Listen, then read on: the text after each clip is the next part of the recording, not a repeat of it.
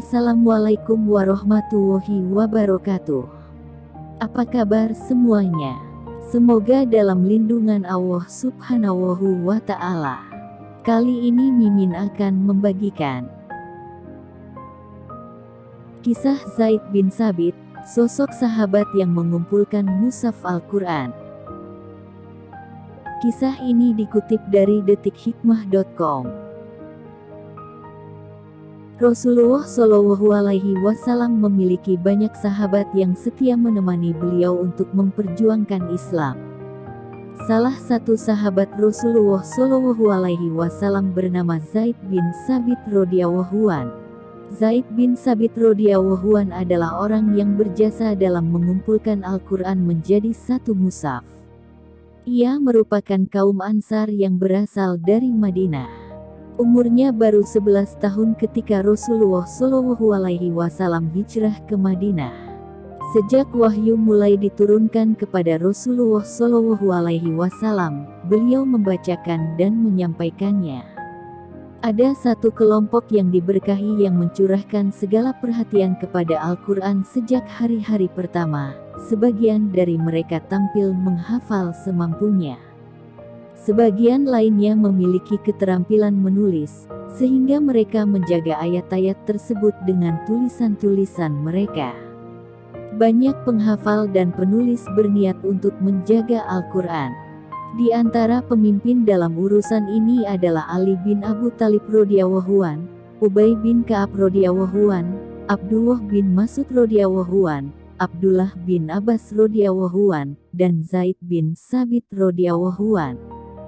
Setelah wahyu turun sempurna, Rasulullah Shallallahu Alaihi Wasallam membacakannya kepada kaum muslimin secara tertib menurut urutan surat dan ayat-ayatnya.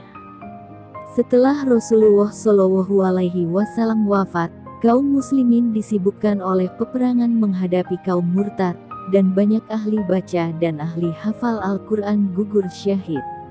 Meskipun kemurtadan masih membara, Umar radhiyallahu an menghadap Khalifah Abu Bakar radhiyallahu an dan memohon agar segera mengumpulkan Al-Quran sebelum para penghafal Al-Quran syahid.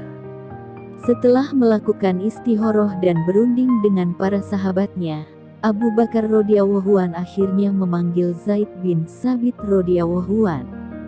Zaid bin Sabit radhiyallahu an diminta untuk memulai pengumpulan Al-Quran dengan bantuan para ahli yang berpengalaman. Zaid bin Sabit radhiyallahu an segera melaksanakan tugas yang mulia tersebut meski banyak ujian yang harus dihadapinya. Ia mengerahkan segala cara untuk mengumpulkan ayat-ayat dan surat demi surat dari hafalan para hafiz dan dari tulisan. Dengan menimbang, membandingkan, dan memeriksa satu dengan lainnya, akhirnya Zaid bin Sabit radhiyallahu an berhasil menghimpun Al-Quran yang tersusun dan rapi. Zaid bin Sabit radhiyallahu an sukses melaksanakan tugas penting tersebut. Ia telah menyelesaikan kewajiban dan tanggung jawab dengan sebaik-baiknya. Hal ini merupakan tahap pertama dalam pengumpulan Al-Quran. Namun, penghimpunan kali ini masih tertulis dalam banyak mushaf. Pada masa Khalifah Utsman bin Affan radhiyallahu an, kaum muslim terus memperjuangkan Islam dan banyak yang masuk Islam. Saat itu, tampak jelas hal-hal yang berbahaya karena perbedaan beberapa mushaf, yaitu perbedaan bacaan terhadap Al-Quran. Maka dari itulah, Utsman radhiyallahu an melakukan istikharah dan berunding dengan para sahabatnya seperti yang dilakukan Abu Bakar radhiyallahu. Utsman radhiyallahu an kemudian meminta bantuan tenaga Zaid bin Sabit radhiyallahu an. Ia dan para sahabatnya pun melaksanakan tugas tersebut. Semua orang yang membantu Zaid bin Sabit radhiyallahu an adalah para penulis wahyu dan penghafal Al-Quran. Mereka selalu berpegang kepada petunjuk dan pendapat Zaid bin Sabit radhiyallahu an dan menjadikannya sebagai alasan kuat dan keputusan akhir. Zaid radhiyallahu an kecil ikut masuk Islam bersama keluarganya yang lain yang memeluk Islam. Zaid radhiyallahu an mendapatkan berkah karena didoakan oleh Rasulullah Shallallahu Alaihi Wasallam. Orang tua Zaid radhiyallahu anhu membawa dirinya untuk ikut serta dalam perang Badar. Namun Rasulullah Shallallahu Alaihi Wasallam melarangnya karena umur dan tubuhnya masih sangat kecil. Ketika perang Uhud, Zaid radhiyallahu anhu dan teman-teman sebayanya menghadap Rasulullah Shallallahu Alaihi Wasallam. Mereka memohon agar diterima dalam barisan mujahidin. Bahkan keluarga mereka mendukung permohonan tersebut dan berharap dikabulkan. Rasulullah Shallallahu Alaihi Wasallam masih keberatan jika membolehkan mereka dalam perang Uhud. Namun, dua di antara mereka diperbolehkan ikut berperang karena mereka telah menunjukkan kemahiran mereka di hadapan Rasulullah Shallallahu Alaihi Wasallam.